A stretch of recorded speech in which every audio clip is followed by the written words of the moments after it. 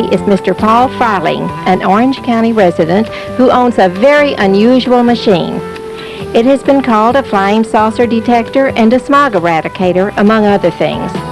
Mr. Freiling, will you tell us about your machine and how you acquired it? This machine, which was built by Lawrence Wahlstrom in the late 40s, early 50s, and he moved to Yucaipa and eventually passed away.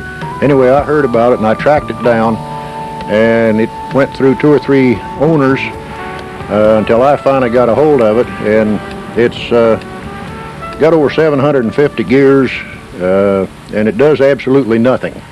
The machine was built in, the first publicity that we know of was in 1950, so he apparently built it in around 48 or 49, and he had it at several hobby shows and things like that, because I was showing it last fall at one of our museum shows, and a guy recognized that he had seen it in the mid-50s in a hobby show in Los Angeles. But I heard about it about a year and a half ago and started tracking it down, and I finally found it. A guy over in Yorba Linda had it. And I talked him out of it, and so now eventually it's going to wind up in our museum down at Vista, California, when I get tired of playing with it. This part here is from an old wind-up phonograph, the governor out of a wind-up phonograph.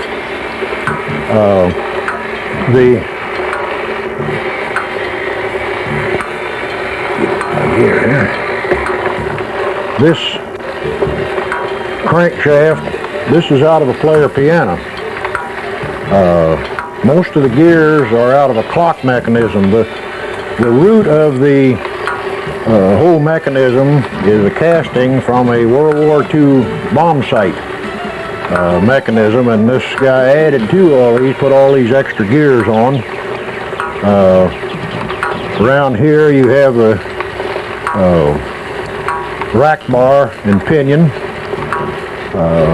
Then you have eccentrics. You have a square gear and an oval gear.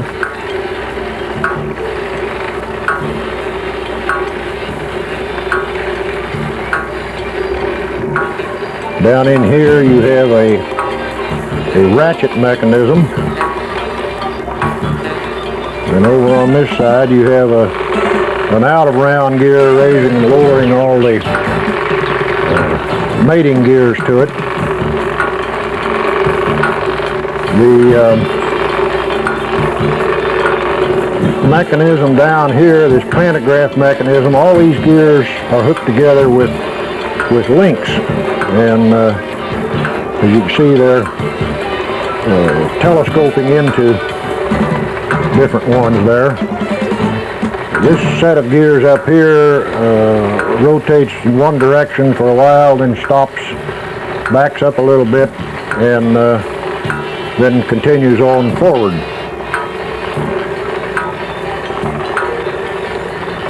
Down in this section you have planetary gears. It's similar to what's in the transmission of a car, automatic transmission.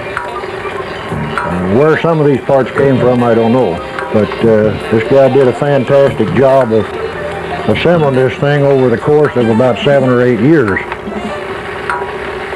How many quarts of oil does it take to lubricate? Well, to lubricate it, we take a can of WD-40 and kind of spray at it every once in a while. Some of the guys down at the club insist that I take it apart and clean it up and put it back, but so far I haven't attempted that.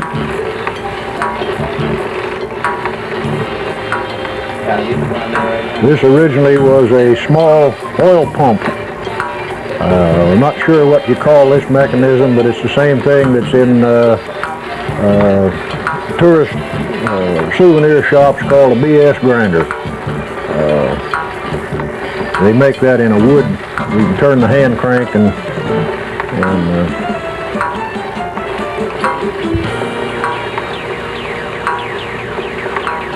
There's another differential, worm gear and differential there, one rotating in one direction and one the other.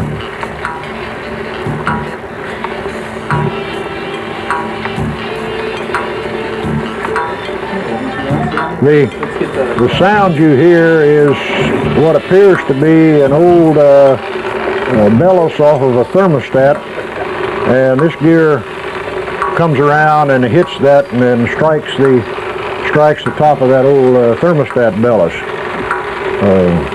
I kiddingly say that this was an early attempt at putting a striking mechanism in a mantle clock, and it turned out too big, so they had to go back to the drawing board.